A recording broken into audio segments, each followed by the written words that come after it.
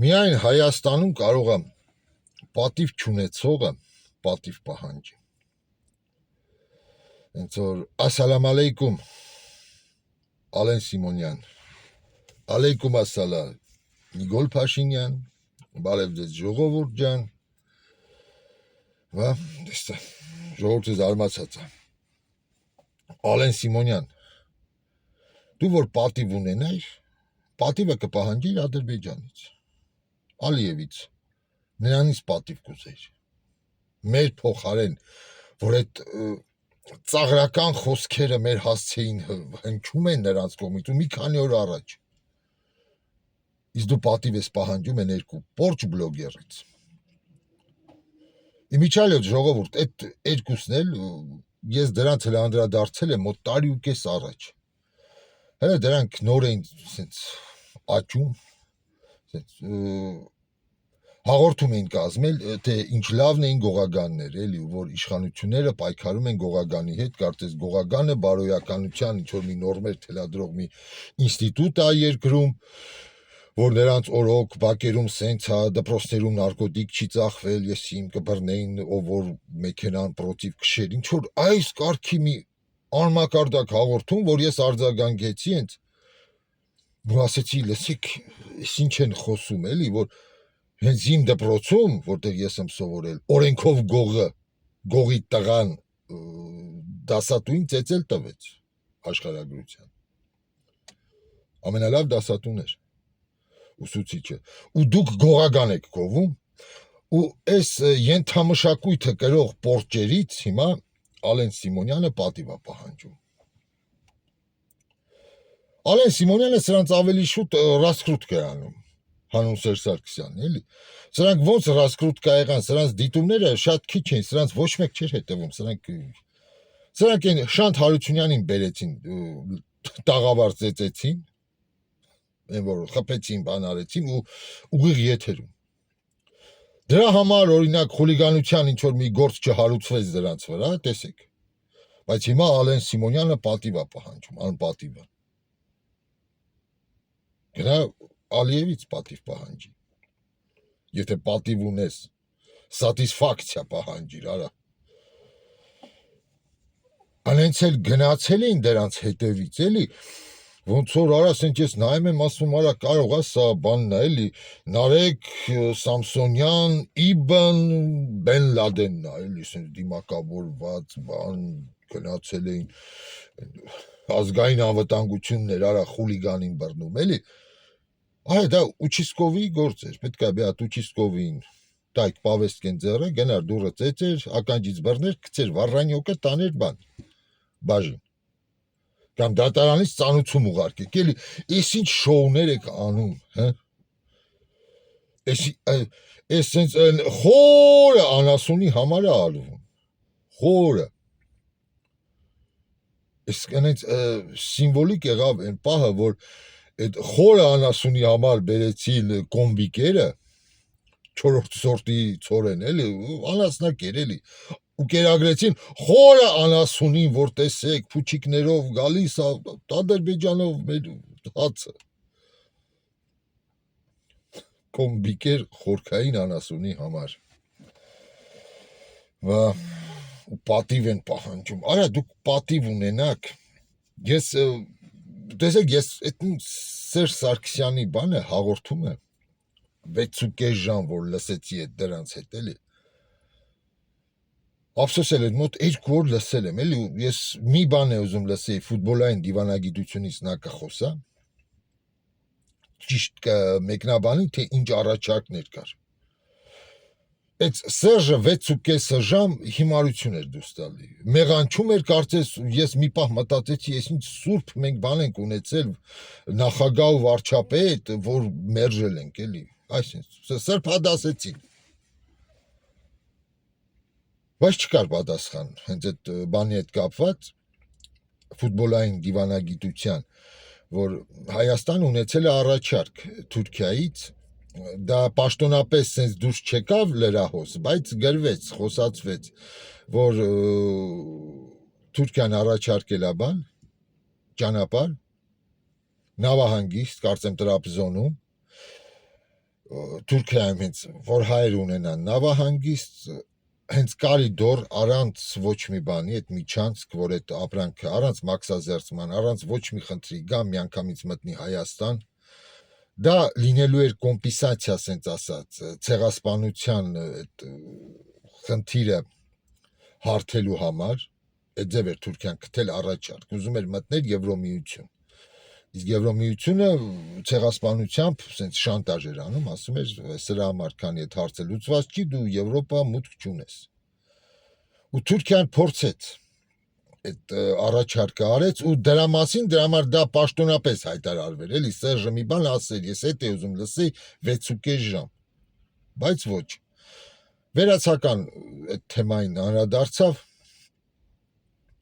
ու դա համար հիմա տեսնենք Նիկոլը կհրապարակի ասում է ես հրապարակելու եմ բոլոր իր փաստաթղթերը տեսնենք ինչ որ մի բան կհրապարակես Նիկոլ Փաշինյան կապված ֆուտբոլային դիվանագիտության առաջարկների հետ Հայաստանի, որ ունեցել է շատ լավ տարբերակ։ Պետք է դրանից հետո մոռացվեր այդ խնդիրը դրվեր արդեն, գիտեք ոնց, դա համարեին ասենց բարեկամացած իրար հետ, շուրտային այդ պատմական էջը, չգիտեմ, այդ օրը համարեին ծիծեռնակաբերդ ցեղասպանություն կամ առաջին համաշխարհային պատերազմի ողբերգության հուշարձան զոհերին, ինչ որ մի կարգի ուրիշ ձևակերպում, բայց դա լավ տարբերակ էր էլի, որ Հայաստանը Թուրքիայի հետ հարցեր իրալուծեր, սահմանները բաց էր, նորմալ հասկանում եք, թշնամանք չմնար մեր մեջ, էլի, որը հասցրեց մեզ այսօրվան։ Այս նրանից չխոսած Սերժը, որ ես կուզենայի լսի, էլի։ Խոսած իր հորական տնից, բանից, որ հերը չի ուզել, ու հիմա Սերժ Սարգսյան, այ արժանապատվությունից եք խոսում, էլի, տեսի։ Դուք պատիվ ունենայր, դու հիմա մի հատ գյուլա երկու տվել, նույնն էլ Քոչարյանը, դուք ձեր տներն եք թողել, դուք ձեր ծննդավայրն եք թողել, հասկանում եք, կորցրել, դուք ամեն մեկը պետք է մի հատ գյուլա կուլ տայիք, այլ ոչ թե ընկնեիք, լրագրողներ գտնեիք, խոտակեր, նրանց մոտ նստեիք ու արդարանայիք, ձեզ սրբադասեիք, էլի։ Մի պահ ես բան այց, ասի, հրաշք մարդիկ են եղել, որ մենք չենք ընդունել սրանց, էլի, մերժել ենք։ Այս սա է պատիվը, հասկանում եք։ Ալեն Սիմոնյան, այս սա է պատիվ պահանջելը, պատվախնդիր մարդ լինելը, որ իսկ դուք 2 միլիոն դրամ, Նարեկ Սամսոնյանից ստանան, բանից, կտան այդ փողը, հետո կդատվեն ձեր հետ, կգնան միջև եվրոպական դատարան կհաստեն, մեկա փողը կա, փողոտ նրանք աղքատ մարդիկ չեն նրանց թիկունքում կանգնած, հետո եվրոպական դատարանը կճանաչի ձերբակալությունները անօրինական, խոսքի ազատության դա սահմանափակում կճանաչի, ալիք փակելը, ձերբակալել այդ բռնագրավելը գույքը, հետո մի հատ ավելի մեծ գումար տուգանք կնշանակի, գցենք Հայաստանի իշխանություններին, որ վճարեն այդ Նարեկին, մեկ էլ Վազգենին, արդյունքում ինչ կլինի։ Հարկատուների գրպանից մի 6 տարի հետո Նարեկ Սամսոնյանը մեկ էլ այդ Վազգենը մի կարող է 20 կամ 40,000 դոլար տուգանք ստանան Հայաստանի Հանրապետությունից, որը կնշանակի բանը, եվրոպական դատարանը։ Հենց որ այս ամեն ինչը թատրոն է խորքային անասունի համար, խորքային։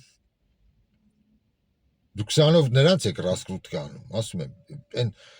ոնց ռասկրուտկա եղան, Սերժ բանին, շանթին ծեծելով, հիմա դուք եք սենց բռնում ես ասեն, օ, ես ինչ հսկաներ են, բայց երկու հատ պորճ, իսկական, լակոտ, որ դարձել են լրագրող, ընդեղ նստել են ու իրանց համար, իրանց գովքը անում են։ Կամ էլ Նարեկ, Ալեն Սիմոնյան, լսի, Ռոբերտ Դենիրոն Տրամպին հայհոյեց բանով, ուղիղ եթերով հենց Օսկարներ կարծեմ մրցանակաբաշխության ժամանակ։ Կանգնեց հրապարակայնորեն ասեց Դոնալդ Տրամփ, նուքեմ քեզ, fuck you։ Դա ամբողջ աշխարհը լսեց։ Տրամփը, որ պրոֆեսիոնալ դատի տվող էր, նա դրա համար դատի չտվեց, բանին էլի, Ռոբերտ Դե Նիրոին։ Իսկ դու ստեղ ընկել ես երկու հատ պորճի հետևից, էլի։ Բա ու տեսեք, Սերժը մի լավ բան ասեց, որ չկա ողորմելիներին երբեք չեն հարգում, էլի, նրանց խղճում են, որ Հայաստանը բռնել է այդ ողորմելիի դիրքը, էլի, դիվանագիտությունը, ողորմելի իր այդ ոճը։ Ու հիմա դիմում եմ հենց բանին, Նարեկ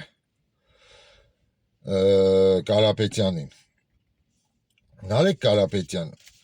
դու որ գնացել էիր օրինակ, տղամարդը ոնց կարող է, ես դա պետությունն եմ համարում էլի որպես տղամարդ, ամեն մի տեղ գնա ու նվնվա թե իրան ոնց են բռնաբարել, ծեծել, պղծել, ապականել, կանանց, երեխաներին, էլի։ Ոնց կարող է տղամարդը գնա ում հետ ծանոթանա, պատմի թե իրան ոնց են այդ օրը գցել, որ դու գնացել եք, ու սա հայկական այդ մշակույթը, ուր գնան դրանից խոսան, էլի։ Վայ, մենք մեզ խղճացեք, մեզի սենց թուրքը ծրել է, էլի։ Էնելու մոտ, վայ, Թաքեր Կարլսեն, որ այդ մարդը Հայաստանից այնքան էր տեղյակ, հավատացիք, հայերի մասին, էլ ինչքան, ում ասեմ, օրինակ, Արուս Կավկասը, բանից, Մաուրի ցեղից, այդ ցեղի այդ մշակույթից կամ բանը, Արիաննան Քենիայի տեղը, որտեղ է քարտեզի վրա, էլի, այդքան գիտելիք ուներ։ Նստած բույ նման աշկերն էր ճպճպացնում, լսում, սա էլ ինքը իր հետ խոսում էր, էլի։ Ամենալավ անդրադարձան են արմ կոմեդիի տղաները, շատ լավ այդ հարցազրույցին, էլի։ Մի հատ հայ, օրինակ, մեկնաբան չկար, գնայր ընդեղ տայր հարցազրույց։ Հայ, որ գիտեն, մի լուրջ հարց տան, էլի, այնիկ նստել էր, մանի, երևի։ Հələ հարց էլ տվեցին, ինչքան փող եք տվել, որ դրա այդ խոսեք, ասեցին, այն ինչ պատասխան տվեց։ Փոխարեն ասել ինչ որ կոմերցիոն կամ ինչ որ մի քաղաքական գաղտնիք է դա, բան այս արժանապատվություն, Նարեկ Կարապետյան, լսեք, պետք չի էլ անընդհատ խոսալ, թե ոնց է մեզ թուրքը ստորացրել ու միջև հիմա ստորացնում, էլի։ Մենք դրանից հաճույք ենք ստանում, լսեք, արժանապատվություն ունի մեր ժողովուրդը։